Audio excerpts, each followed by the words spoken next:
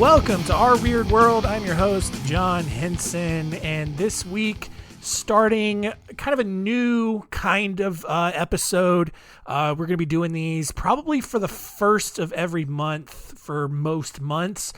It's just like what the title says, just a weird fun bag of just assorted random stories. I have all of these stories, by the way. Like, if you want to check them out, you can. I have my 100 Stories series of books.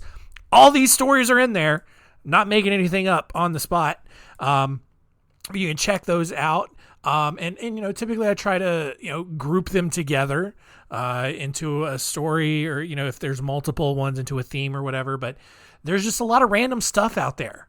And I wanted to still tell those stories and still really embody the entire point of this show, which is to say that the world has always been a scary place and a really messed up, awful, weird place. So just don't let whatever you hear on the news make you think that things have never been worse, because they absolutely have. They've always been bad. And so I think, you can take comfort in that. So this week we are talking about just three different things here. We're looking at the stories of Jeffrey Hudson, Jerome of Sandy Cove, and the 19-year duel. And let's jump into it.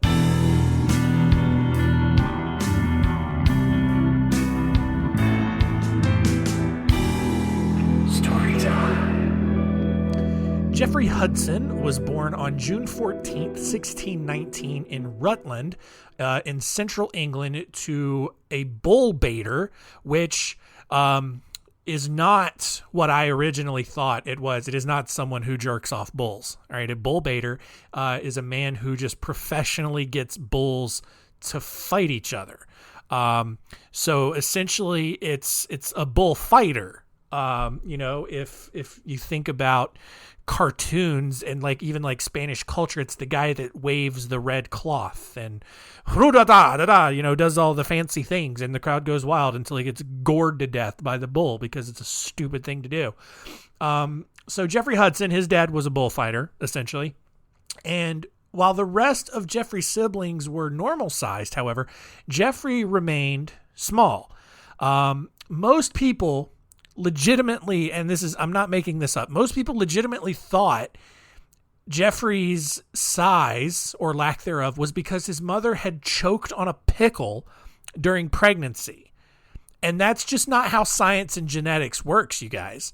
You can't just choke on a random object and then that affect your kid. I mean, it might if you die and then oxygen gets cut off to the baby, then that causes problems. But the actual act of choking on a pickle probably didn't do anything to Jeffrey. It was probably, the damage had already been done. So when he was 7, Jeffrey was shown to the Duchess of Buckingham as a, quote, rarity of nature, because he's that small. All right. He's an LP for sure.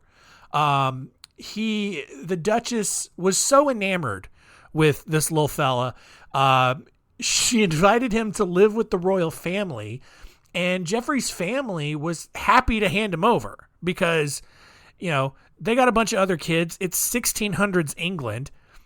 Their dad's a bullfighter. They're not making a ton of money here, right? So a few months later, Jeffrey was dressed in a suit of armor and then stuffed inside of a pie to be revealed to King Charles of France.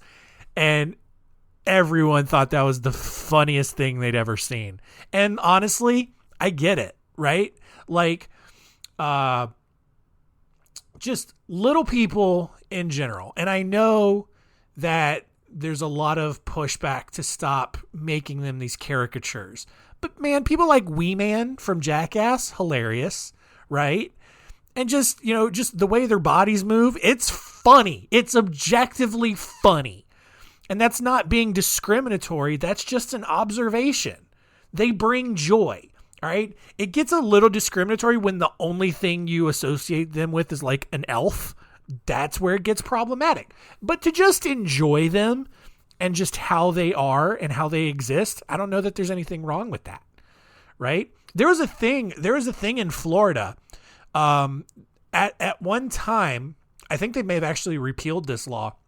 At one point, Florida outlawed what was known as midget tossing, because at bars, Panhandle, of course, you could just go to the bar where this group of little people would be there, all right?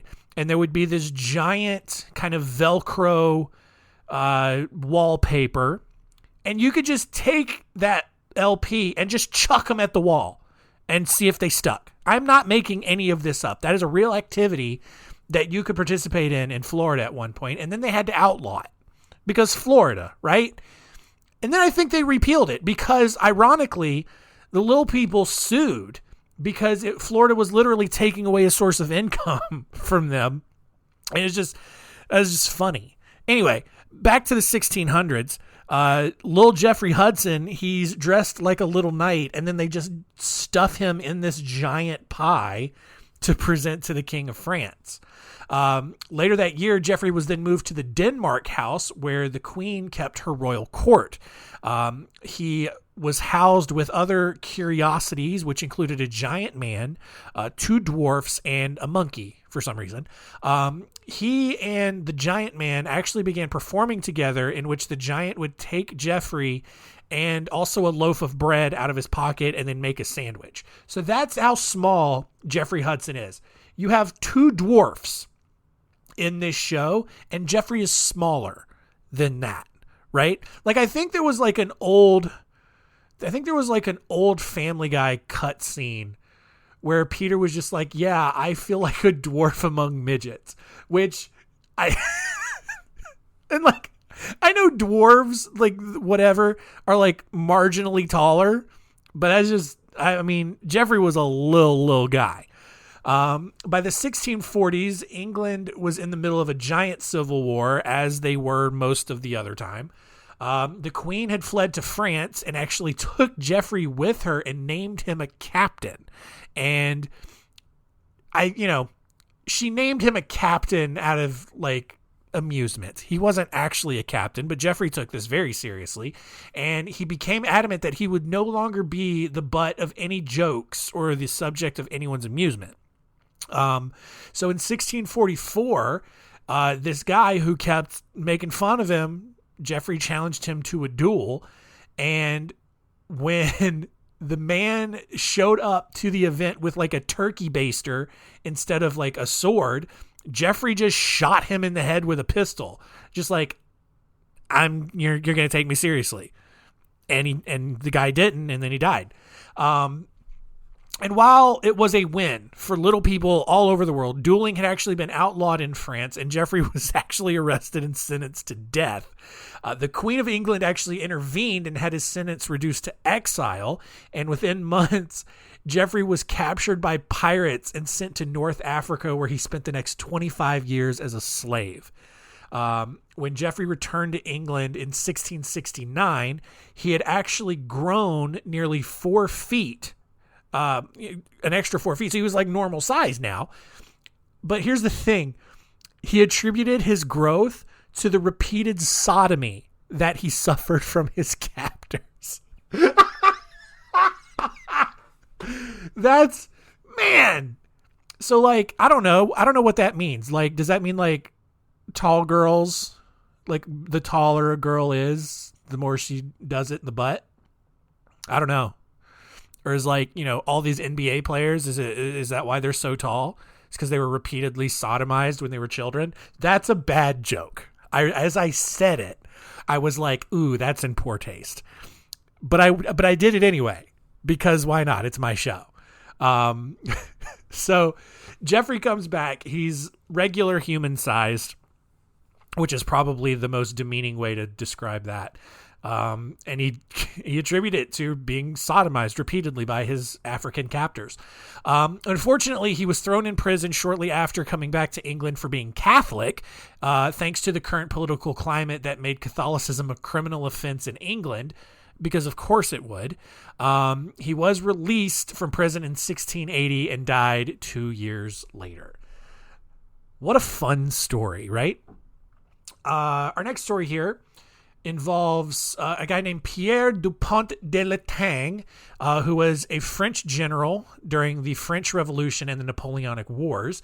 And during his time in Napoleon's army in 1794, Pierre was ordered to deliver a message to a fellow officer, François Fournier-Salovese. I got to do the accent, otherwise I can't say it. The message was to tell Francois that he was not allowed to attend the upcoming military ball, which had to have been just devastating news. But rather than going along with it, Francois challenged Pierre to a duel because dueling was Francois's favorite solution to all of his problems. This may also be where the saying "don't shoot the messenger" comes from. I don't know. I'm just spitballing on that one. Pierre was like, he agreed to the duel under one condition, which was that neither of the men could use a gun because Pierre didn't like dueling in the first place. And so they would have to just use something different. Francois, who just wanted to fight, quickly agreed, and the two squared off with their swords. Francois was able to actually stab Pierre in the shoulder, who then just called timeout and ran away to safety, because I guess you can do that in duels. But since Pierre was unable to continue, the two decided to postpone the duel to finish at a later date.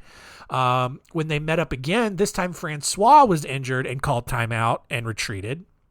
And then after a third duel between the two resulted in another postponement, the two drew up an agreement to finish the duel. And this agreement included a fight to be arranged whenever the two men were within 100 miles of each other, which in the 1700s, I don't know how you managed to figure that out. No excuses to back out other than illness or military duty, because you got to keep your priorities. No pistols unless mutually agreed upon, or outside death, surrender, or mutual agreement are the only means to permanently end the duel. So they both go off, they do their own thing. Eventually, Pierre decides to settle down, but his fiancée, Marie, he told her all of this, and she wasn't thrilled with the idea of marrying a man who was currently involved in this like weird on-again, off-again fight with some other dude. And so 6 months after they made this agreement, the two men crossed paths on a forest road. Although Francois didn't have time to duel on the spot, Pierre agreed to then follow him back to Paris, where they would just hang out for a bit and then finish the duel in the morning. Like, this is so insane to me, right? Like, imagine like the Bloods and the Crips just in Southside LA coming across each other. I don't even know if that's where they live. And they're just like, yo, fool, I'm going to kill you. And the other guy's like, hang on, bro. Not right now. Let's just go hang at my crib. And we'll do this tomorrow. And the other guy's just like, sure, that sounds like a great idea, old chap. And then like, no, this is just a weird process. The next day, Francois awoke to find Pierre sitting very sad by the fire. Pierre's a very sad boy. And so when Francois asked Pierre what was wrong, Pierre explained that his fiancée didn't like it when he dueled, but he also wanted to live up to the gentleman's agreement that he had made with Francois. And so as a compromise, Francois agreed to duel right there in the room, and the two took their positions. Like every Floyd Mayweather fight ever, the two just kind of pranced and hopped around the room with their swords drawn forever. It was boring. Suddenly, the light from the morning sun broke into the room, and when it did, Pierre was temporarily blinded, and Francois took advantage of the distraction, brought his sword up to Pierre's body, but did not stab him. And Pierre, thankful for this act of kindness, just kind of recollected himself, reset, and then the duel continued. A short time later, a soldier knocked on the door, informing the men that it was time to go. And disappointed that they had gotten themselves into another draw, the two men went their separate ways. And this kind of thing happened for the next 2 decades, right? Pierre and Francois met roughly 30 times over the next 20 years to try to finish their duel. Pierre, every time they would meet up, would get more and more frustrated because Marie refused to marry him as long as the duel was still in place. And finally, After another encounter with Francois, Pierre agreed to duel with guns to finish the fight once and for all, and this made Francois happy. He loved fighting with guns. So the men gathered 2 pistols and walked into a private park. They then planned to enter at opposite ends and just start firing all willy-nilly at each other like you do in a duel, right? Well, when they arrived, Pierre waved to Francois from the opposite end. The 2 then entered the park and each ran behind a tree for cover. Francois fired the first shot, striking Pierre's tree, and then when the dust settled, Pierre darted towards another tree to get closer to Francois. But here's the thing. Pierre knew something that Francois didn't know. Francois only had 1 shot in each pistol, so with half of his ammo gone, Pierre launched a distraction by tossing his hat from behind the tree. And although he knew it was just his hat, like he could clearly see Pierre toss his hat out, Francois liked showing off how good of a marksman he was, and he fired a bullet right through the hat. And at that point, Pierre knew that Francois was out of ammo, so he stepped from behind the tree as Francois was just like click, click, click, click, click, firing blanks at Pierre. And with a just horror on his face, Francois surrendered. But rather than killing Francois, as you might expect the duel to end, Pierre ended the duel under the condition that the 2 men remained friends, which is so lame, right? Like, that's a children's story ending. That's like a rom-com ending, right? Like, actually, honestly, that would be a pretty decent rom-com, right? Like 2 dudes in the 1800s, 1700s, they're fighting. But on the side, Pierre, he's in love. But his lady won't marry him. They refuse. She refuses to marry him as long as this duel is in place. Because I get it. She doesn't want to become a widow, right? And then Pierre finally has a chance to kill this dude who started the fight in the first place. Pierre never wanted this. And he forgives him. And then he's like, let's be best friends. And Francois accepted. And Pierre returned home to finally marry his love. Which, Anyway, our final story here happened on September 8th, 1863, when 8-year-old Collie Albright was walking along the beach in Sandy Cove, Nova Scotia, when he happened to cross a man who looked as though he was just on the brink of death. His legs had been cut down to stumps, and he barely spoke any English. So the boy took this man back to his home in Digby Neck and actually helped nurse him back to health. News of this man's appearance quickly spread throughout the village, and many people actually went to the Albright's house to see him, who came to be known as Jerome, since that was like the closest word anyone could understand that he said when he was asked his name. They all tried to communicate with him in various language, including French, Latin, Italian, obviously English. They did Spanish, but he just didn't seem to understand anybody. He also quickly grew annoyed at all of the attention that he was getting, and he started growling at people when they came over to see him. Eventually, the Albrights could no longer afford to keep feeding Jerome, and so he started bouncing around the village there in Digby Neck to whatever family could take him in. The village, which was predominantly Baptist, assumed that Jerome was Catholic based solely on his appearance because, of course, like Baptist people would be super judgy like that. And so they eventually sent him to Matagan, a French community on the other side of St. Mary's Bay. There, he stayed with a person named Jean Nicolas, who was a Corsican deserter who spoke several languages, even more than the ones that people had already tried communicating with. But even he could not figure out how to communicate with Jerome. Jerome, however, ended up staying with Jean for several years and actually received a $2 weekly stipend from the Nova Scotian government. When Jean's wife died, Jean returned to Europe and sent Jerome to live with the Como family in the nearby village of St. Alphonse. The Comos took advantage of Jerome's mysterious fame and actually started charging admission to see him. This time, however, Jerome didn't really seem to mind. He'd kind of gotten used to it, I guess, and stayed with the Comos up until his death on April 15th, 1912. And so, over 40 years, over 45 years of just living in this community, no one could talk to him, had no idea where he'd come from. He's just like no legs, just this random person who just washed up on the beach. And really, yeah, like I said, like for the 50 years or so that he lived in Nova Scotia, no one had any idea who he really was or where he'd come from. Rumors, however, spread around the area that he was a sailor who had attempted mutiny and had his legs cut off as punishment. Others believe that he was a wealthy heir that had been disposed of by someone else wanting a larger inheritance or to assume whatever role of power that this Jerome guy may have been getting. Fraser Mooney Jr., who published a book about Jerome in 2008, claimed that there had actually been a young foreigner that had fallen through river ice in New Brunswick. And although he was rescued, his legs had become gangrenous and had to be amputated. And this boy, who was known as Gamby, became a burden for the people in New Brunswick, who then threw him onto a passing ship, not knowing where it was going. This ship, according to Mooney, may have actually crossed the Bay of Fundy, where they then dumped him in Nova Scotia because they didn't want anything to do with him either. The problem is that like Mooney's story has been heavily criticized, and most people don't really believe that this is true. There's no real correlation there. And so to this day, no one has any real idea who this Jerome guy was or where he had come from.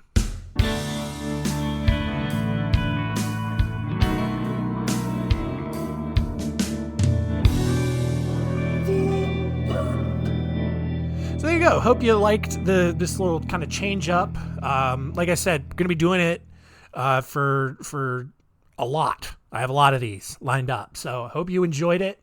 If you didn't, whatever, that's fine. But if you did, let me know. I don't know. Seems like a nice thing to do. But otherwise, let's see what we learned today.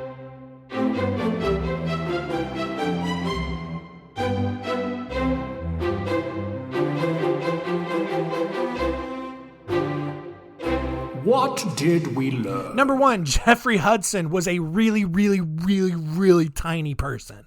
And apparently, if you have that sort of affliction, or maybe you're just, just a naturally short person, a lot of women, you're naturally short. Maybe you wish you were a little bit taller. All those short kings out there, you want to break that 6-foot barrier, take a couple of wieners in the butt. Apparently that's what does the trick. So, for me, I'm 6'3". I don't know what that says about me. I don't know at what range. I don't know at what point, you are like tall enough to have been affected by sodomization. I don't know. Yeah, it's weird. I don't get it. Anyway, number two, Pierre, what's his face? Dupont de Latang and Francois Fournier Solovez were technically involved in a duel that lasted nearly 20 years that ended with the two men becoming best friends, which is so disappointing, right? I think it is. And then number three, in 1863, a mystery man with nubs for legs washed up on the shores of Nova Scotia, and for the next nearly 50 years, no one had any idea who he was.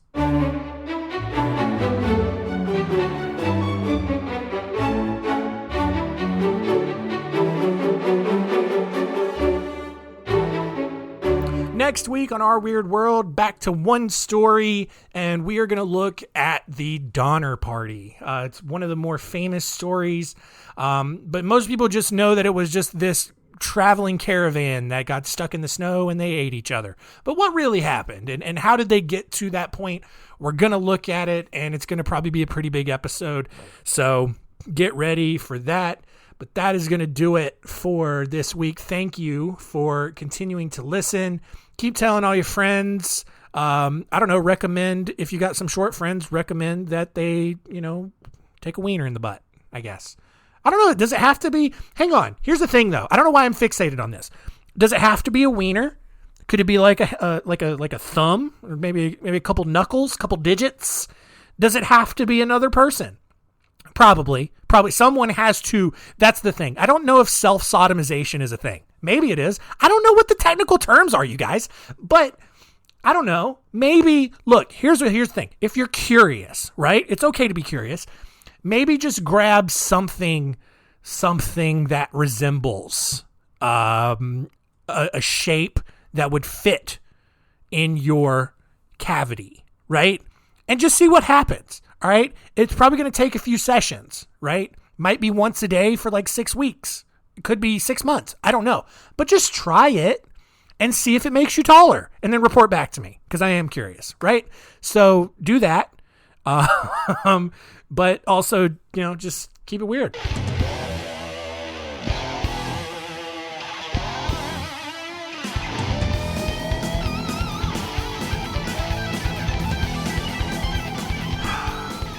I'm through with standing in line to clubs I'll never get in, right? It's like the bottom of the ninth, and I'm never going to win. This life hasn't turned out quite the way I want it to be. Tell me what's wrong. I want a brand new house on an episode of Cribs, and a bathroom that I can play baseball in, and a king-sized tub big enough for 10 plus me. So what do you need? I need a credit card that's got no limit and a big black jet with a bedroom in it. Gonna join the Mile High Club at 37,000 feet. Ha! Been there, done that. I want a new tour bus full of old guitars and my own star on Hollywood Boulevard. Somewhere between Cher and James Dean is fine for me. So how you gonna do it? I'm gonna trade this life for fortune and fame. I'd even cut my hair and change my name. Because we all just want to be big rock stars and live in hilltop houses driving 15 cars. The girls come easy and the drugs come cheap. We'll all stay skinny because we just won't eat. And we'll hang out in the coolest bars, in the VIP with the movie stars. Every good gold digger's going to wind up there. Every Playboy bunny with her bleached blonde hair. And we'll hide out in the private rooms with the latest dictionary of today's who's who. They'll get you anything with that evil smile. Everybody's got a drug dealer on speed dial. Well, hey, I want to be a rock star.